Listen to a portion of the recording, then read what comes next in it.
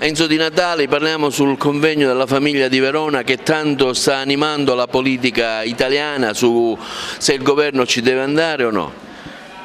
È una polemica pretestuosa, non ha senso, perché il convegno internazionale di Verona sulla famiglia è un convegno non contro qualcuno, è un convegno che non è contro questa o quell'altra posizione, è un convegno invece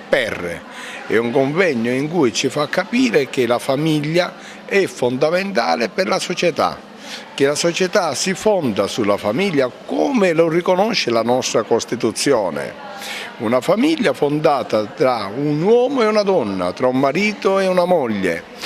una famiglia dove sono riconosciuti i diritti dei bambini,